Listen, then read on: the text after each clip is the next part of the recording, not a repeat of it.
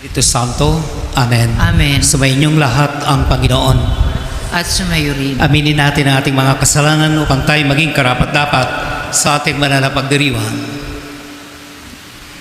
Sinugong tagapagpagaling upang mga makasalanan ay magsisi. Panginoon, kaawaan mo kami. Panginoon, kaawaan mo kami. Nakaluklok ka sa kanan ng Ama upang ipamagitan kami.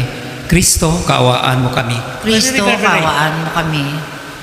Tinitipon mo kami bilang iyong sambayanan. Panginoon, kaawaan mo kami. Panginoon, kaawaan mo kami. Kaawaan tayo ng mga pangyarihang Diyos. Patawarin sa ating mga kasalanan, patnubayan sa buhay na walang hanggan. Amen. Manalangin tayo. Ama naming makapangyarihan, ang paglingkurang kaayon sa iyong kasiyahan ay kaloob na iyong ibinibigay sa iyong mga hinirang. Gawin mong ang iyong mga pangako ay aming mapakinabangan ayon sa paraang iyong kinalulugdan. Sa pamamagitan ni Yesu Kristo kasama ng Espiritu Santo, magpa sa walang hanggan. Amen. Tayo po ngayon ay nasa bahagi ng liturhiya ng salita ng Diyos.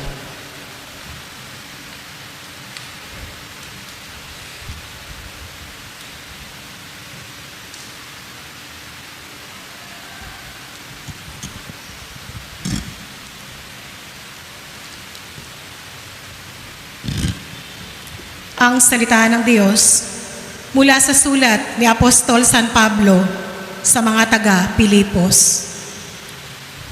Mga minamahal, higit na kailangang maging masunurin kayo ngayon kaysa noong kasama ninyo ako. May takot at panginginig na magpatuloy kayo sa paggawa hanggang sa malubos ang inyong kaligtasan. Sapagkat ang Diyos ang nagbibigay sa inyo ng pagnanasa at kakayahang maisagawa ang kaniyang kalooban. Gawin ninyo ang lahat ng bagay ng walang tutol at pagtatalo upang kayo'y maging ulirang mga anak ng Diyos, malinis at walang kapintasan sa gitna ng mga taong liko at masasama. Sa gayon, magsisilbi kayong ilaw sa kanila, tulad ng talang nagniningning sa kalangitan. Samantalang inihahatid ninyo sa kanila ang balita ng kaligtasan. Pagdating ni Kristo, ay maipagmamalaki ko kayo, sapagkat hindi nawala ng kabuluhan ang aking pagpapagal. Ikinagagalak ko at hinahatian ko kayo ng aking kagalakan. Kung ang dugo ko man ay maging handog bilang kaganapan ng paglilingkod ng inyong pananampalataya sa Diyos. Kung magkagayon, dapat din kayong magalak at hatian ninyo ako ng inyong kagalakan. Ang salita ng Diyos.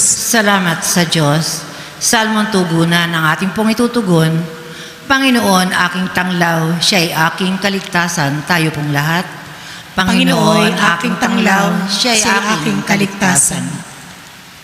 Tanglaw ko'y ang poon, aking kaligtasan. Kaya walang takot ako kanino man. Sa mga panganib, kanyang iingatan. Kaya naman ako'y walang agam-agam. Panginoon, aking tanglaw, siya'y aking kaligtasan. Isang bagay lamang ang aking mithiin. Isang bagay itong sa poon hiniling. Ang ako'y lumagi sa banal na templo upang kagandahan niya'y mamasdan ko at yaong patnubay niya ay matamo. Panginoon, aking tanglaw, siya'y aking kaligtasan.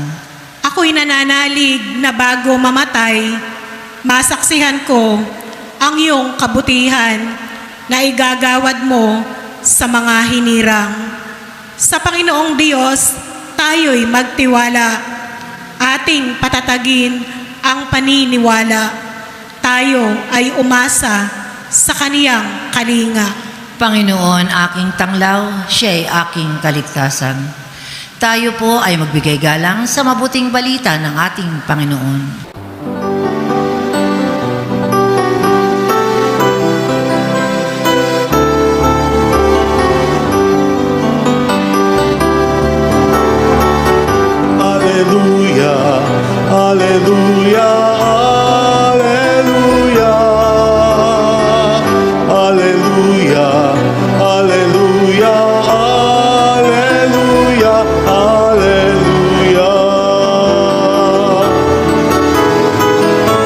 Alleluia, Alleluia, Alleluia. Alleluia, Alleluia, Alleluia, Alleluia. Sumainyo ang Panginoon. At sumayo rin. Ang mabuting balita ng Panginoon ayon kay San Lucas. Papuri sa iyo, Panginoon. Sumama kay Jesus ang napakaraming tao.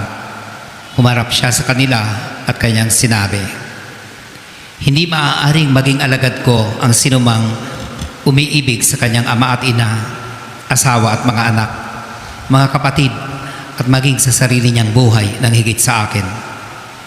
Ang sinumang hindi magpasa ng sariling krus at sumunod sa akin ay hindi maaaring maging alagad ko. Kung ang isa sa inyo ay nagbabalak magtayo ng tore, hindi ba uupo muna siya at tatayahin ang magugugol para malaman kung may sapat siyang salaping may pagpapatapos niyon?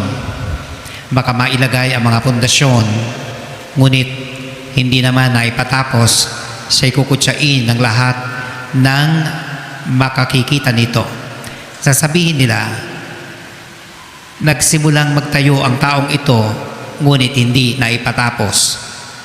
O sinong hari na nakikipagdigma sa kapwa-hari ang hindi muna uupo at pag-aaralang mabuti kung ang 10,000 niyang kawal na ay maisasagupa sa kalaban na may 20,000 tauhan. Kung hindi niya kaya, malayo pa ang kalaban, ay magsusugo na siya ng mga kinatawan upang makipagkasundo. Gayon din naman, hindi maaari maging alagad ko ang sinuman kung hindi niya tatalikdan ang lahat sa kanyang buhay." Mga kapatid, ang mabuting balita ng Panginoon. Pinupuri ka namin, Panginoong Jesucristo. Maupo muna. Sabi sa Ebanghelyo, "Hindi maaaring maging alagad ko ang sinumang umiibig sa kanyang ama at ina, asawa at mga anak, mga kapatid, maging sa sarili niyang buhay." Paano ba natin kamumuhian ang ating ina o ama? Pwede ba yun? O ang ang asawa, pwede siguro kamuhian ng asawa, mga anak, pwede rin siguro. Mga kapatid. Pero yun ang hinihingi. Ang sinumang umiibig sa kanyang ina at ama ay hindi maaaring maging alagad ko. Ano ang ibig sabihin nito? Sa kaisipan ng mga Hudyo, ang ibig sabihin nito, gawing pangunahin sa ating buhay ang Diyos. God is our priority.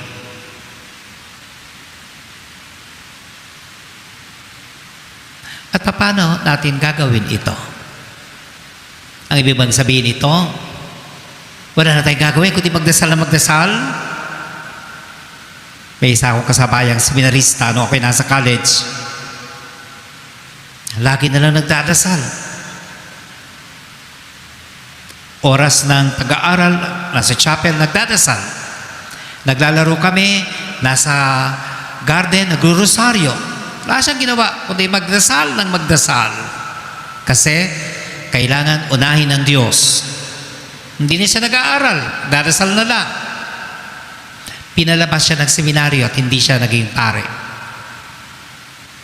Mali ang kanyang pag-unawa na unahin ng Diyos.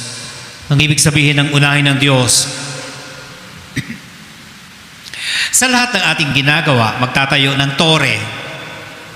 Sa ating mga kaugnayan, sa mga magulang, kapatid, anak, dapat na mabanaag ang presensya ng Diyos doon. Yun ang ibig sabihin that God is our priority. Kapag may ginagawa ka, nagpapahayag ito na ang Diyos ang gumagawa. Kapag nag-aaral tayo, mag-aral tayong mabuti para sa Diyos. Kapag tayo ay namamalengke, magmalengke tayo ng tama, huwag mandaraya. Priority natin ang Diyos. Kapag naglalaba, maglaba ng mabuti. Hindi habang naglalaba, nanonood ng kung ano-ano. Nasa sentro ng buhay ang Diyos. At yun ang magandang tingnan natin.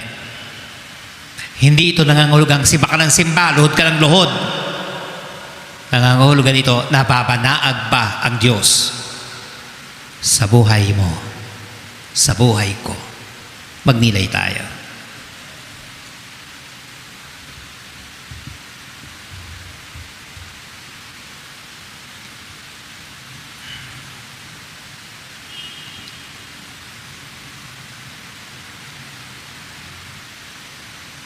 Tatayo ang lahat.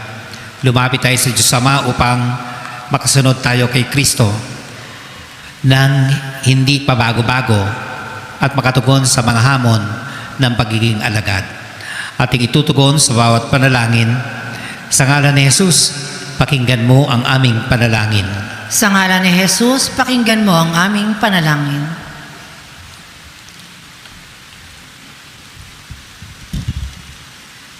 Ang Santo Papa, mga obispo at mga pari, naway patuloy na magpakita ng tunay na pagiging alagad.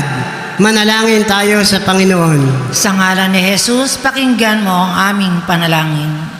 Atin nawang iwaksi ang pananalig sa mga material na kayamanan at matagpuan ang tunay na katatagan sa Diyos.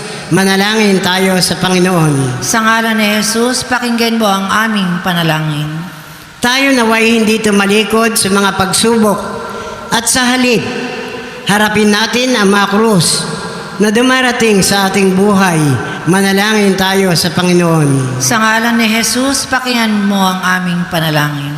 Ang mga may pinapasang krus sa katawan, isip o sa espiritual na paghihirap, naway matutong lumakad sa mga yapak ni Jesus. Manalangin tayo sa Panginoon. Sa ngalan ni Jesus, pakinggan mo ang aming panalangin. Ang ating mga yumaong kamag-anak at kapatid na nagpasa ng krus ni Kristo sa mundong ito, naway maging maligaya sa walang hanggang kasiyahan sa langit. Manalangin tayo sa Panginoon. Sa ngalan ni Jesus, pakinggan mo ang aming panalangin. Patuloy nating ipagdasal ang mga bansa na mayroong digmaan na lalong lumalala.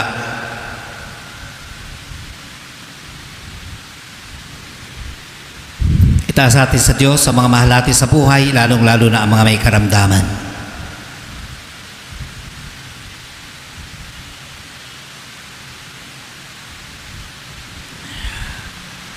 Ama naming Diyos, alam mo ang marami at iba't ibang pangangailangan namin sa buhay na ito. Bigyan mo kami ng tapang upang pasanin ang aming krus at sumunod sa mga yapak ng iyong anak. Hinihiling namin ito sa pamamagitan ni Jesucristo kasama ng Espiritu Santo magpasawalang hanggan. Amen. Nasa bahagi na po tayo ng pagdiriwang ng liturhiya ng Eucharistia.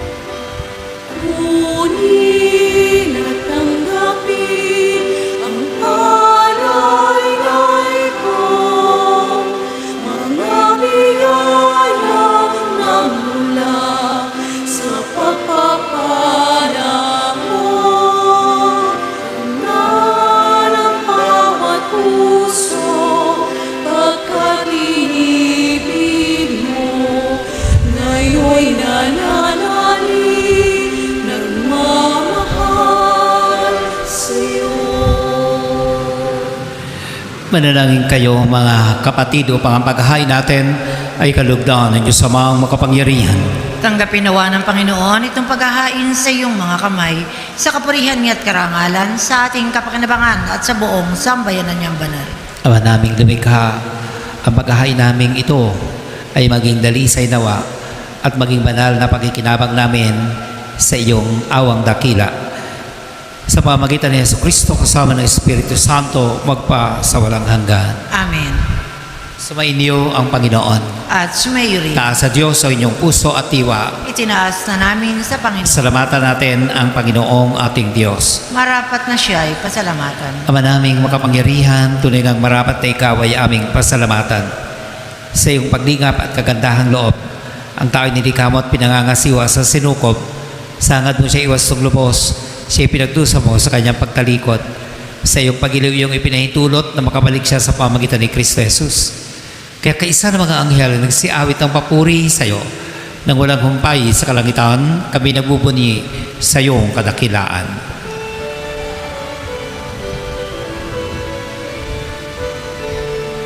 Santo, Santo, Santo, Panginoong Diyos ng mga hukbo, napupuno ang langit at ang lupa ng kadakilaan mo. Hosana, Hosana, Hosana, sa kay kaasahan. Pinagpala ang naririto sa ngalan ng Panginoon. Hosana, Hosana, Hosana, sa kay taasan. Hosana, Hosana, Hosana, sa kay taasan. Ama naming banal, ikaw ang bukal ng tanang kabanalan, kahit sa pamagitan ng iyong Espiritu, gawin mo ang banal ang mga kaloob na ito, upang para sa amin ay maging katawan at dugo ng aming Panginoong Jesucristo. Bago niya pinagtiis ang gustong loob na maging handog, hinawakan niya ang tinapay, pinasalamatan kaniya. Pinagati-hati niya iyon, iniabot sa kanyang mga alagad at sinabi, "Tanggapin ninyong lahat ito at kanin. Ito ang aking katawan na ihahandog para sa inyo."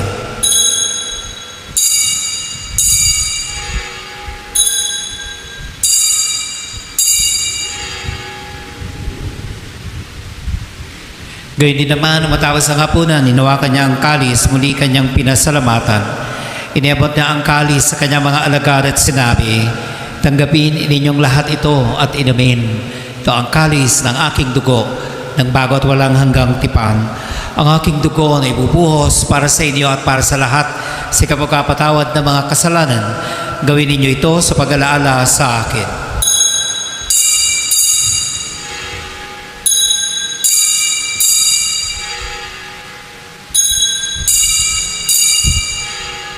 Ang misteryo ng pananampalataya.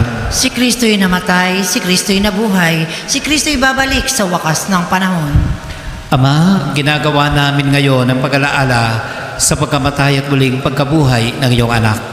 Kaya iniaalay namin sa iyo ang tinapay na nagbibigay buhay, tangkali sa kakalob ng kaligtasan. Kami nagpapasalamat dahil kami yung minarapat na tumayo sa harap mo para maglingkod sa iyo. Isinasamo namin kami magsasalo-salo sa katawan at dugo ni Kristo ay mabuklod sa pagkakaisa sa pamagitan ng Espiritu Santo. Amalingapin mo ang simbahang laganap sa buong daigdig. Alalahanin mo ang mga kapatid naming nahimlay na may pag-asang sila muling mabubuhay, gayon din ang lahat ng mga pumanaw. Kaawaan mo sila at patuloyin sa iyong kaliwanagan. Kaawaan mo at magindapatin kaming lahat na makasalo sa iyong buhay na walang wakas. Kaisa ng Mahal na Birheng Maria na Ina ng Diyos, ni San Jose, kaisa ng mga apostol, lahat ng mga banal na namuhay dito sa daigdig ng kalugod-lugod sa iyo, may pagdiwang nawa namin ang pagpupuri sa ikararangal mo sa pamagitan ng iyong anak na aming Panginoong Jesucristo. Sa pamagitan ni Kristo kasama niya at sa Kanya, Ang lahat ng parangal at papuri ay sa iyo, sa Amang makapangyarihan, kasama ng Espiritu Santo, magpasawalang hanggan. Amen. Tumawag tayo ngayon sa Ama.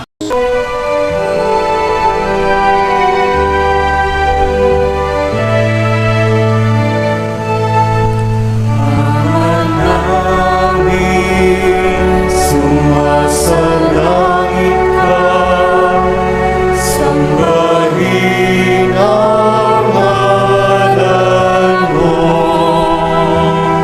Mapasa amin ang kaharian mo. Sundin ang loob mo. Dito sa Parang sa langit, bigyan mo po kami ngayon ng aming kakanin sa araw-araw at paglawarin mo kami. Sa aming mga sala, para ng pagpapatawad namin sa nakakasala sa amin. At huwag mo kami ipahintulot sa gusto. Pagyanyan mo kami sa lahat ng masama. Hinihiling namin kami adiya sa lahat ng masama, pagkalooban ng kapayapaan, araw-araw, iligtas sa kasalanan at ilayo sa lahat ng kapahamakan. Samantalang aming pinananabikan ang dakilang araw ng pagpapahayag ng tagapagligtas naming si Jesucristo. Sapagkat iyo ang kaharian at ang kapangyarihan at ang kapurihan magpakailanman. Amen. Panginoong Jesucristo, sinabi mo sa iyo mga apostol, kapayapaan ang iniwan ko sa inyo, aking kapayapaan ang binibigay ko sa inyo. Tungayan mo ang aming pananampalataya, huwag ang aming mga pagkakasala. Pagkalooban mo kami ng kapayapaan at pagkakaisa ayon sa iyong kalooban, kasama ng Espiritu Santo, magpasawalang hanggan. Amen. Ang kapayapaan ng Panginoon ay laging sumainyo. At sumayo rin. Batiin natin ang bawat isa ng kapayapaan, kapayapaan sa inyong lahat.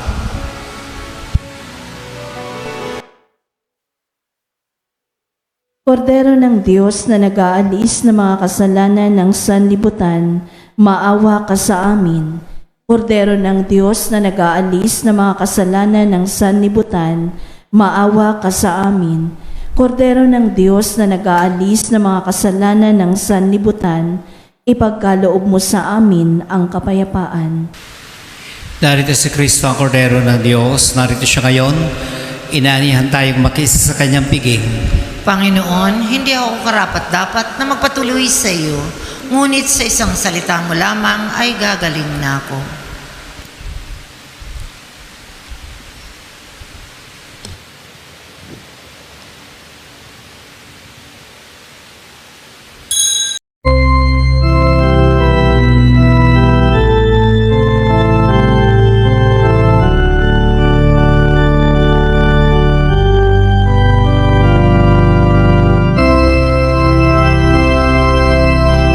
Manalangin tayo. Ama naming mapagmahal, magkaroon nawa ng karagdagang bunga ang iyong ginagampanan sa aming banal na pakikinabang upang sa aming pagsasalo maging handa kaming tumanggap sa katuparan ng pangako mo. Sa pamamagitan ni Jesucristo, kasama ng Espiritu Santo, pagpasawalang hanggan. Amen. Awin na natin ng happy birthday ang mga nagdiriwan ng kanilang kaarawan ngayon, lalong-lalo na si Edgardo Cabarles at Rafael Sahorda.